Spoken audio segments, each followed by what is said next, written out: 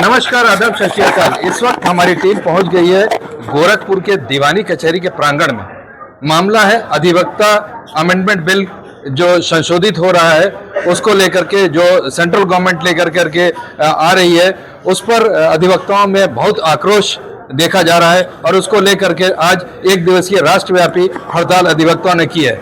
उसी मद्देनजर हमारी टीम यहाँ पहुँच गई है। हमारे साथ बबलू प्रजापति जी मौजूद हैं और यहाँ पर वरिष्ठ अधिवक्तागण भी मौजूद है। हम उनसे बात करते हैं कि क्या कुछ उस बिल के अंदर है, क्यों इतना इसका विरोध हो रहा है। पहले मैं अपने सभी दर्शकों को बता दूं कि भारत सरकार ने एक अधिवक्ता संशोधन विधेयक लेकर के आया है और उस विधेयक का विरोध पूरे देश में अधिवक्ताओं के द्वारा देखने को मिल रहा है। आज 25 फरवरी है और 25 फरवरी को पूरे देश के जो अधिवक्ता है वो सड़कों पे हमें देखने को मिलते हैं। अब इसको लेकर के क्या कुछ अधिवक्ताओं का कहना है, आज हमारे साथ गोरखपुर दीवानी कलेक्ट्रेट के गोरखपुर दीवानी कचहरी के जो अधिवक्ता हैं, कुछ सीनियर अधिवक्ता हैं और कुछ जो है यहाँ पे जूनियर अधिवक्ता हैं। इन दोनों अधिवक्ताओं से हम जानेंगे कि किस तरीके से ये बिल आ रहा है और क्या इसमें खामियां हैं जिसको लेकर के ये लोग प्रोटेस्ट कर रहे हैं। तो आप देख पा रहे हैं कि एक युवा और एक सीनियर अधिवक्ता का पैनल हमारे साथ मौजूद है। उनसे हम बातचीत करते हैं और ये समझने का प्रयास करते हैं। सर, जिस तरीके से बिल आया है उसका आप लोग विरोध कर रहे हैं, सर इसमें क्या खामियां हैं और किन खामियों को लेकर के आप लोग विरोध प्रदर्शन कर रहे हैं? देखिए, जो ये अधिवक्ता संशोधन विधेयक 2025 लाया गया है, इसमें बहुत सी खामियां हैं और इस संशोधन के माध्यम से अधिवक्ताओं की आवाज को दबाने का मुख्य प्रयास किया गया और इस जो उनका अधिवक्ता विधि व्यवसाय है, इसमें स्वतंत्र विधि व्यवसाय है, इसमें हम अपने क्लाइंट की बात को उचित फोरम पे उचित तरीके से उठाते हैं, उस आदमी की जिसको कहीं न्याय नहीं। तो यदि मेरी आवाज को दबाने की कोशिश की जाएगी तो हम इस भारत की जनता की जो आम जनमानस है उसी को हम न्याय दिलाने के लिए जाते हैं। वो किसी पद का व्यक्ति हो या आम जनता हो, तो उसको उचित न्याय नहीं मिल पाएगा। ये इस बिल की एक बड़ी खासियत है इस पर बड़ा व्यापक विरोध हो रहा है। सर, कहीं ना कहीं आपके कहने का मतलब है कि अधिवक्ता का जो अधिकार है उसे छीना जा रहा है। सर, एक बार फिर से हम आपके पास आएंगे। सर, कैसे इस बिल को देख रहे हैं, जिस तरीके से अभी पेश हुआ है, पेश होने के बाद ही जो है आप लोग प्रोटेस्ट करते हैं, सड़कों पे उतर जाते हैं? देखिए, आपके दर्शकों के लाभ के लिए, उनकी जानकारी के लिए मैं ये बताना चाहता हूँ कि आम जनमानस में एक धारणा है कि हर बात को लेकर अधिवक्ता हड़ताल पर चले जाते हैं। ये भ्रांति जानबूझकर अधिवक्ताओं के बारे में फैलाई गई है। पहले तो मैं आपको संक्षिप्त में ये बताना चाहता हूँ कि ये प्रकरण क्या है। हमारा प्रकरण जो है वो ये है कि हम जो काम करते हैं, हमारी एक बॉडी या संस्था है जो एडवोकेट एक्ट के तहत गवर्न होती है। उसमें बहुत दिन से हम लोग मांग कर रहे थे कि हमारे प्रोटेक्शन बिल को आप लेके आइए, हमारे मेडिकल फैसिलिटीज को लेके आइए। आप देख सकते हैं टेंशन में हम लोग बैठते हैं, ये सुविधाएं आप लोग बढ़ाइए, इसको अपडेट करिए। ये ना करके ये मौजूदा सरकार आज कर क्या रही है, तीन फ्रंट पे सबसे बड़ा जो घातक हमला हुआ है, ये दर्शकों को जानने की जरूरत है, अवेयरनेस की जरूरत है किस तरीके से एक आक्रांता के रूप में ये कार्य कर रहे हैं। पहला तो ये है कि right to abstain from work, यानी बहिष्कार करने का जो हमारा अधिकार है वो हमसे छीना जा रहा है। मतलब क्या हुआ, हमारे पास कौन आता है, आम जनमानस आता है। जब वो थाने से पीड़ित होता है, कहीं बाहुबली कोई उसके जमीन को दबा लेता है या इस तरह के अन्य जो अत्याचार होते हैं, तो जब वो पीड़ित होता है तो हमारे पास आता है, हम उसकी आवाज बनकर कोर्ट के सामने जाते हैं। जब हम निर्द्वंद होकर अपनी बात ही नहीं कह पाएंगे तो उसको हम क्या लाभ दिलवाएंगे। एक तो ये है कि हम अगर जो प्रशासन है उसके मनमाने रवैये के खिलाफ शांतिपूर्ण ढंग से अगर आंदोलन नहीं कर पाएंगे तो पूरा का पूरा डेमोक्रेसी का ढांचा फेल कर जाएगा। आप जब विपक्ष में, ये मौजूदा सरकार जब विपक्ष में होती है तो यही काम कर रही है, तो वो सही है, और हम करें तो गलत है। तो ये तो सबसे बड़ा गलत या अत्याचार ये हो रहा है कि राइट टू एब्सटेन हमारा छीना जा रहा है। दूसरा ये है कि जो फॉरेन मल्टीनेशनल कंपनियां हैं जब यहाँ पर आ जाएंगी लॉ फर्म के रूप में, तो गरीबों का मुकदमा कौन लड़ेगा? जो पैसा देने वाला है, जो पूंजीपति है, जो बाहुबली है, वो उन पे अफोर्ड करेगा। वो लेवल प्लेइंग फील्ड नहीं रहेगा। मतलब एक मैच है जिसमें एक टीम तो सक्षम है और दूसरा टीम हैंडीकैप जिसका पैर टूटा हुआ है। तो आप हमसे ये उम्मीद करते हैं कि हम मल्टीनेशनल कंपनी से कम्पीट करें, ये बहुत बड़ा घातक स्थिति है जो सरकार क्रिएट करने जा रही है। और तीसरा जो है, जो सबसे खतरनाक है, वो ये है कि सरकार हमारी बॉडी को बिल्कुल तोड़ना चाहती है, छीड़ करना चाहती है। वो अपने नुमाइंदे, चाहे वो आईएएस अधिकारी हो चाहे कोई भी हो, उनको हमारी संस्था में घुसाना चाहते हैं और निर्णय लेने की स्थिति में रखना चाहते हैं। इस कारण से हम वो अधिवक्ता जिन्होंने आजादी की लड़ाई के लिए लड़ाई करी, अपने जीवन को कुर्बान कर दिया, आप अगर लिस्ट बनाएंगे तो आपका पेपर कम पड़ जाएगा। तो आज अगर अधिवक्ता का वजूद खत्म हो जाएगा तो या न्यायिक प्रणाली जो ढांचा है वो गिर जाएगा, ऑफिसर ऑफ द कोर्ट रहेगा ही नहीं, उसकी जो रीढ़ की हड्डी वो टूट जाएगी, तो काम ही नहीं कर पाएगा, फिर आम जनता क्या करेगी? तो ये डेमोक्रेसी पर आघात है, ये अधिवक्ताओं पर नहीं है। सर का कहने का साफ तौर पे यही मतलब है कि अधिवक्ताओं को जंजीरों में जकड़ने का काम सरकार कर रही है। सर ये जो बिल आया है उसमें अधिवक्ताओं को ये भी कहा जा रहा है कि अगर चुनाव लड़ रहे हैं, अगर आप अपराधी किस्म के हैं, चाहे आप FIR हुआ है तो चुनाव नहीं लड़ सकते हैं, इस पे क्या कहेंगे? सामान्यतः MP के चुनाव में, MLA के चुनाव में इस तरह का कोई रिस्ट्रिक्शन नहीं है। वहाँ पे ये कहा जाता है कि आपके 2 साल से ऊपर की सजा हुई हो तो आप चुनाव नहीं लड़ सकते। फिर अधिवक्ता जो सबके हितों की रक्षा करता है, उसके लिए हम इस बात को लेके कहा आते हैं। अधिवक्ता का जो सबसे प्रमुख गुण होता है वो निर्भीक और साहसी होता है, और जो कानून होता है और जो संविधान होता है उसके दायरे में रख के अपने मुवक्किल की वो देखभाल करता है, उसकी बहस करता है और बेहतर से बेहतर करने का प्रयास करता है। इस एक्ट के द्वारा इस प्रणाली को विफल करने का प्रयास किया जा रहा है। आपके साहस को, आपकी निर्भीकता को छीनने का प्रयास किया जा रहा है कि हम आपके ऊपर इतनी बंदिशें ले जाए कि आप निर्भीक या साहस के साथ अपनी बातें न कर पाए। अगर आप निर्भीक और साहस होकर आप अपनी बातें करते हैं तो आपके खिलाफ कुछ न कुछ इम्पोज कर दिया जाए। और इसमें सबसे प्रमुख बात जो अभी भाई साहब ने बताया कि सरकार अपने लोगों को इसमें लाना चाहती है। जब सरकार के लोग इसमें आ जाएंगे तो सरकार तो हमेशा कन्विक्शन के लिए काम करती है।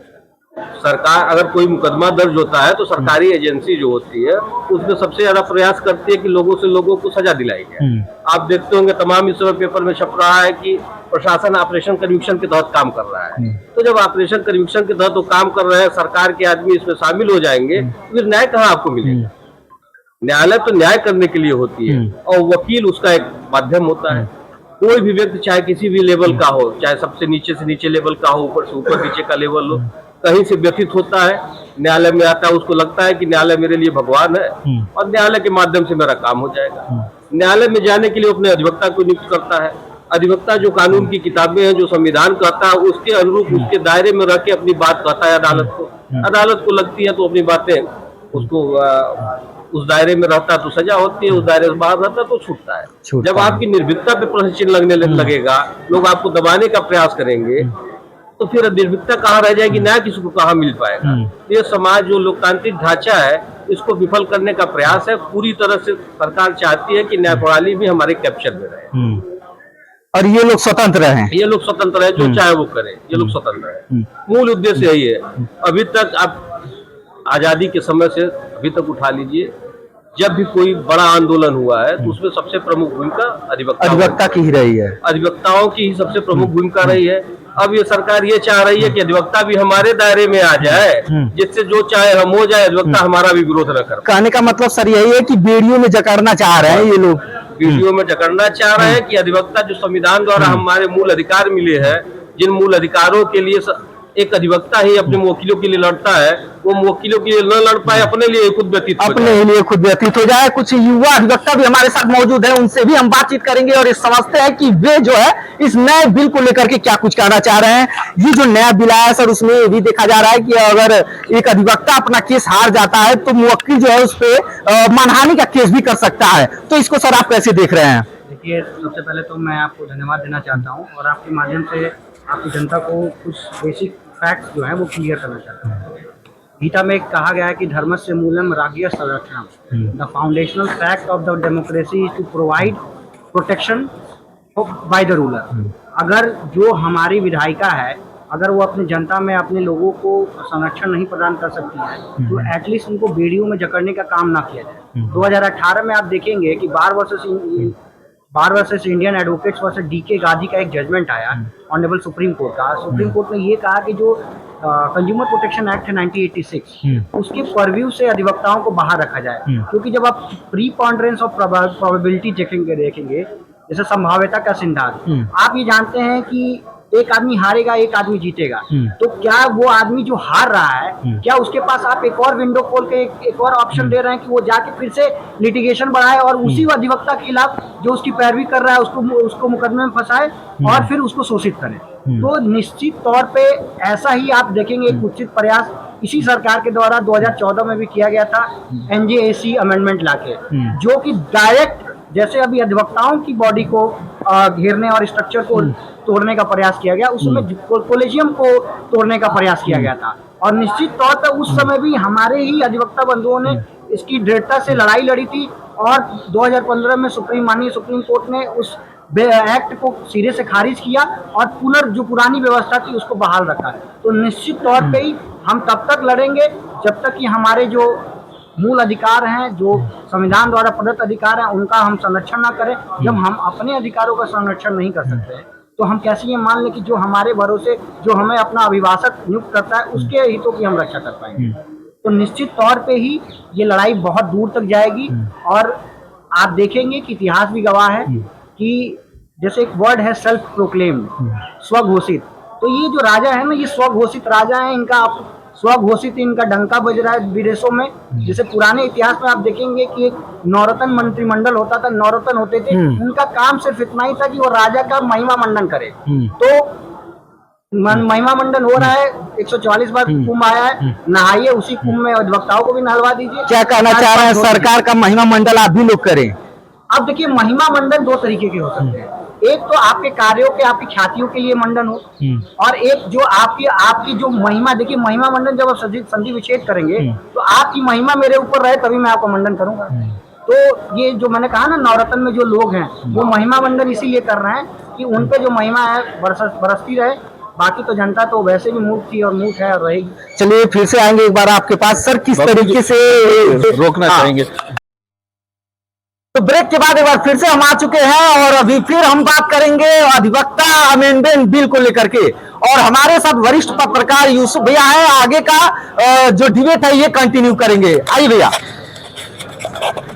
तो यहाँ पर अगर लबलवाब बात करना चाहे तो यहाँ पर जो अधिवक्ताओं से बात जो निकल करके आ रही है वो सीधा सीधा अगर कहा जाए तो यहाँ पर जो अमेंडमेंट बिल आया है उससे अधिवक्ताओं के जो अधिकार हैं उस पर कहीं ना कहीं अंकुश लगाया जा रहा है, उनके ऊपर बंदिश लगाने की कोशिश की जा रही है, इनको फ्री हैंड नहीं छोड़ा जा रहा है। हम समझते हैं कि क्या वो बिंदु है कि जिस पर एतराज है, क्या पॉइंट्स है जिसके लिए इतना उबाल में है, जो न्याय देता है आज वो खुद न्याय के लिए सड़कों पर है। देखिए, सबसे पहले तो आपके चैनल के माध्यम से आपके सभी दर्शकों को हम अभिवादन करते हैं।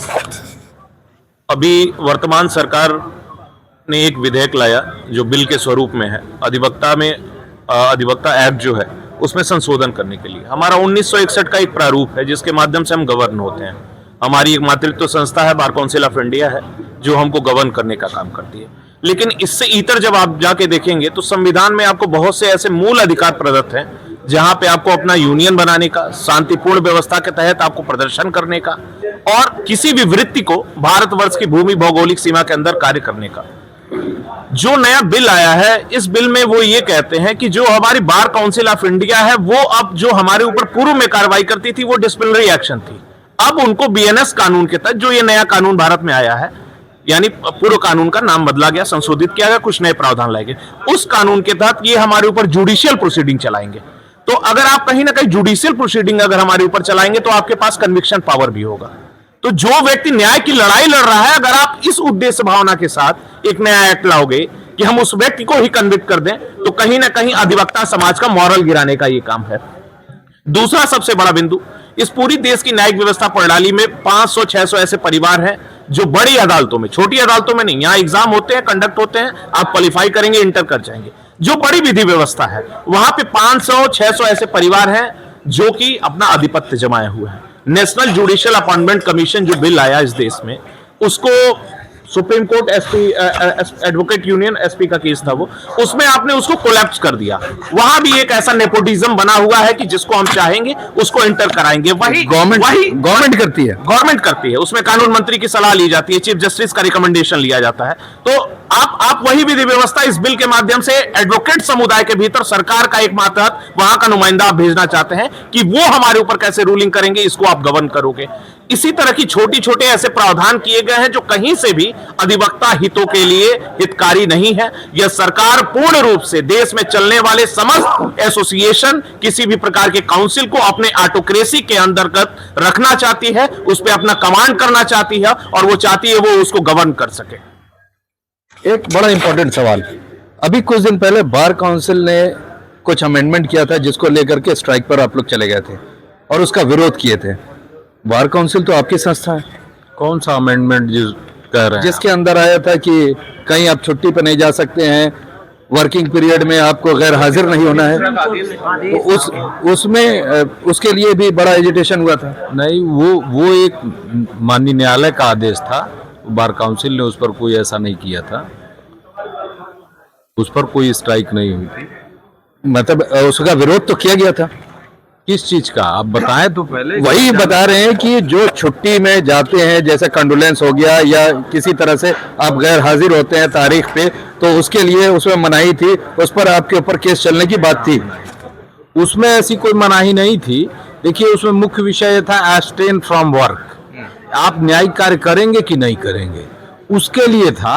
और उसमें भी यही मामला था कि आखिर कहीं ना कहीं हम अपनी किसी भी व्यक्ति की जो पीड़ा है, हम कहने के लिए हमारे पास कौन सा लोकतांत्रिक तरीका है, उसके लिए इसकी जरूरत पड़ती है और जरूरत पड़ी है आज भी। इसके वजह से आज पूरे उत्तर प्रदेश में आज लोग न्यायिक कार्य से विरत हैं बार काउंसिल के निर्देश पर, और पूरा प्रदेश आज न्यायालय ठप है। आगे की रणनीति क्या होगी? गवर्नमेंट है वो तो बिल पास करेगी करेगी। अभी तक तो जो चीज आया है, अगर पार्लियामेंट से नहीं आएगा तो ऑर्डिनेंस लेकर के आ जाएगी, पास तो वो करेगी। अब क्या अगला रणनीति क्या होगी? देखिए, ये एक राष्ट्रव्यापी मामला है और इसमें सारे अधिवक्ता संगठनों की समान भूमिका है और हमारी उच्च बॉडी से जो हमको इसमें निर्देश प्राप्त होगा उसके अनुसार हम पुनः कार्रवाई करेंगे। लेकिन आपको ये बता देना चाहते हैं कि अधिवक्ता समुदाय उस बिल को कतई नहीं पास होने देगा जो एक तो लोकतांत्रिक मूल्यों के विरुद्ध है। हमको संविधान से लोकतंत्र में जो अधिकार प्राप्त है, वाक और अभिव्यक्ति की स्वतंत्रता, उसको पूरी तरह से समाप्त करने का प्रयास किया गया है। तो जब तक ये विधेयक वापस नहीं होगा तब तक हमारी संस्थाएं, हम लोग मिलकर इस पर कार्य करेंगे और निरंतर अपना जो भी रूपरेखा आंदोलन की तय होगी उस पर कार्य करते हुए इसको लाएंगे। अब यदि इनके द्वारा कोई ऑर्डिनेंस लाया जाता है तो उसका भी हम लोग उसी तरीके से विरोध करेंगे और ऑर्डिनेंस भी वापस होगा। वो विगत में देखा गया था कि जब फार्मर बिल आया था तो फार्मर्स ने 8 महीने लगातार धरना प्रदर्शन किया, तब जाकर के बिल कहीं वापस हुआ। ये लड़ाई कहां तक लड़ी जा रही है? देखिए, जैसा अभी हमारे आदरणीय मंत्री जी ने आपको बताया कि हम लोग की एक बॉडी जो होती है वो bar council of Uttar Pradesh है, हमारी पेरेंट संस्था है, और इसी तरह से देश की एक बॉडी है। तो हम लोग सब लोग आपस में जुड़े हुए हैं, तार जुड़ा हुआ है। और चूंकि एक प्रबुद्ध वर्ग है, हमारी सेंसिटिविटी भी इस बात पे है कि जनता से हमारा सीधा सरोकार है, अंतिम आदमी भी हमारे पास आता है, तो हमें सबका सामंजस्य लेके चलना है। लेकिन ये लड़ाई तो निश्चित रूप से जारी रहनी है, बहुत आगे जाएगी और इसमें कहीं भी हम लोग दबने वाले नहीं हैं। अब इसमें जो डिटेल्स हैं वो वर्कआउट किए जाएंगे, कैसे कैसे जिला स्तर पर करना है, राज्य स्तर पर करना है, क्या करना है। ये जो हमारे पदाधिकारी लोग हैं जिन्हें हम चुनते हैं और चुन के जो हमारे वहाँ गए हुए हैं, जो बैठे हैं पदों पे, तो वो लोग फाइनली डिसाइड करेंगे। लेकिन हर अधिवक्ता के मन में ये जज्बा है कि हम झुकने वाले नहीं हैं और हमें जो भी त्याग करना पड़े, क्योंकि देखिए हम जब स्ट्राइक पे होते हैं तो हमें कोई तनख्वाह तो मिलता नहीं है, हम अपना नुकसान करते हैं, हम अपने इनकम का नुकसान करते हैं, हम त्याग करते हैं, ये बहुत बड़ा त्याग है। तो जब हम इस स्तर पर त्याग करने के लिए उतर गए हैं तो कोई भी सीमा हो, कहीं भी हो, हम चलने के लिए तैयार हैं। प्रजातांत्रिक रूप से सभ्य तरीके से हम कोई भी लड़ाई लड़ेंगे। क्या कहना चाहेंगे? अगर कोई केस हारते हैं तो आपके ऊपर लीगल एक्शन होने का या मानहानि का मुकदमा करने का राइट्स उस क्लाइंट को मिल जाता है। देखिए, कोई भी व्यक्ति जानबूझकर कोई मुकदमा नहीं हारना चाहेगा, क्योंकि कोई भी अपने पैर पे कुल्हाड़ी खुद नहीं मारता है। अगर आप मुकदमे को जीतते हैं तभी आपका नाम होता है, तभी आपकी ख्याति बनती है और तभी और ज़्यादा लोग आपके पास मुकदमे लेके आते हैं। तो इसमें देखिए सरकार जो है, जैसे धारा 4(1) इसमें है, उसमें इन्होंने कहा है कि जो भी बीसीआई का ये रहेगा, सदस्य रहेगा, जिसको राज्य के सभी सदस्य चुनते हैं, उसमें 3 नाम हम अपनी तरफ से देंगे, 3 सदस्य हम अपनी तरफ से बनाएंगे। वो जो 3 सदस्य बनाने की बात हो रही है वो इसीलिए हो रही है कि हम जो है इस संस्था के ऊपर अपना एक कब्जा कर लें। वो 3 सदस्य कौन होंगे? लॉयर होंगे, जस्टिस होंगे, कौन? ये उन्होंने क्लियर नहीं किया है, ये उन्होंने क्लियर नहीं किया है। ये कहा है कि वो हमारे चुने हुए सरकार के जो भी ये होंगे उनको हम उसमें एक सदस्य बना। पॉलिटिशियन भी हो सकते हैं, पॉलिटिशियन ही होंगे, पॉलिटिशियन ही होंगे जो उनकी बात मानेंगे। जैसे देखिए क्या होता है कि जब कोई कहीं से पीड़ित हुआ तो वो हमारे पास आएगा। अब मान लीजिए हम जब स्वतंत्र नहीं होंगे, ये 3 लोग जो होंगे क्या बार काउंसिल ऑफ इंडिया के ऊपर होंगे? हाँ, ये जैसे एक जो और गवर्नमेंट के नीचे? हाँ, ये जो है ये 3 जो होंगे ये बार काउंसिल जैसे जैसे हमारे यहाँ बार काउंसिल उत्तर प्रदेश के जो सदस्य हैं 25 सदस्य हैं, ऐसे ही हर प्रदेश में हैं। उसके बाद से यह चुनते हैं बीसीआई के, वो मतलब ये चुनते हैं। तो उसमें से जब अब वो जो 3 जो होंगे ये इसके अतिरिक्त होंगे जिनको सरकार चुन के भेजेगी, और यह इसमें जो है रहेंगे, और जो उनका कानून होगा, जैसे जो उनको लागू करवाना होगा, उसमें वो मदद करेंगे कि इसको जो है आप लागू करिए, वो कन्विंस करेंगे हमारे सदस्यों को। तो ये जो सारी चीजें हैं, जैसे देखिए आप विरोध तभी कर पाएंगे जब आप स्वतंत्र रहेंगे। किसी का भी अगर हाथ पैर बांध दिया जाएगा, किसी को भी अगर ये कर दिया जाएगा, एक दायरा दे दिया जाएगा कि तुमको इससे बाहर नहीं जाना है, तो फिर हम कहाँ किसी की मदद कर पाएंगे। कहीं ना कहीं ये सीधी एक कवायद है, जिस तरह से थल सेना, नौसेना और वायु सेना के ऊपर एक सीडीएस बैठाया गया है, इस गवर्नमेंट ने बैठाया, उसी तरह का कुछ बार काउंसिल ऑफ इंडिया के साथ करने की कोशिश की जा रही है कि इस बार काउंसिल ऑफ इंडिया जो कि ऑटोनोमस बॉडी थी, उसके ऊपर 3 सदस्यीय मेंबर बनाया जा रहा है। वो अभी तक क्लियर नहीं है कि वो पॉलिटिशियन होंगे या आईएएस होंगे या आईएफएस होंगे, कौन होंगे वो क्लियर नहीं है, वो स्पष्ट नहीं है। तो इसी तरह से एक बॉडी बनाया जाएगा जिसको कानून मंत्री उसको रेगुलेट करेंगे, और वो नीचे बार काउंसिल और जो भी स्टेट काउंसिल है उसको रेगुलेट करेंगे। कुछ इस तरह का स्ट्रक्चर बन रहा है जिसको लेकर करके यहाँ पर बहुत ज्यादा विरोध है। एक आखिरी क्वेश्चन यूसुफ जी और पूछना चाहेंगे अधिवक्तागण से, जिस तरीके से कहा जा रहा है कि प्रत्येक 5 साल में अधिवक्ताओं के सत्यापन की प्रतिक्रिया लागू की जाएगी, सर ये क्वेश्चन है आपसे, किस तरीके से इसे देख रहे हैं आप?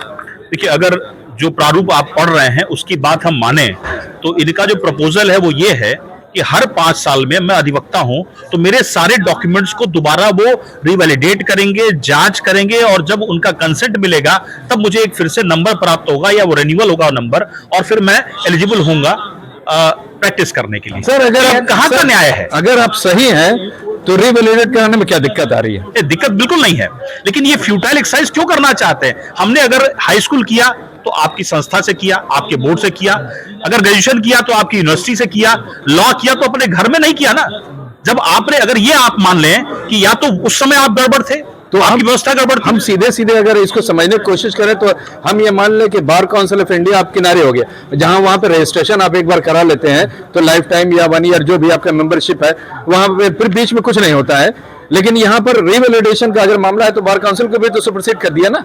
एग्जैक्टली, तो यही तो मैं कहना चाहता हूं कि एक्सरसाइज क्यों करना चाहते हैं? हर चीज में कॉस्ट इन्वॉल्व है। फिर और 1 मिनट मैं आपकी बात रोक रहा हूं यहाँ पे, 1 मिनट। देखिए, अधिवक्ता अकेला नहीं है, डॉक्टर्स हैं जिनका रजिस्ट्रेशन होता है, सीएज हैं, आर्किटेक्ट्स हैं, और न जाने कितने प्रोफेशनल्स हैं। तो हम सिंगल आउट क्यों हो रहे हैं भाई? और अभी एक बात चर्चा चल रही थी एक आउटसाइडर्स को लाने की, तो हमारे डिसिप्लिनरी कमेटी में जैसे अधिवक्ता के बारे में किसी ने शिकायत किया, हो सकता है विम्सिकल हो सकता है सही भी हो, लेकिन उसमें जो तीसरा जो बाहरी व्यक्ति बैठेगा, तो आप आईएमए में डॉक्टर के बीच में जो अगर कहीं ऑपरेशन गलत पाया जाता है तो डॉक्टर ही जांच करता है, किसी बाहरी व्यक्ति से क्यों नहीं आप जांच कराते हैं? अधिवक्ता के बारे में क्या कोई दूसरा बाहरी व्यक्ति जान पाएगा? हमने जीवन खपा दिया, हम न्याय पढ़ के हम न्याय की सांस लेते हैं न्याय का।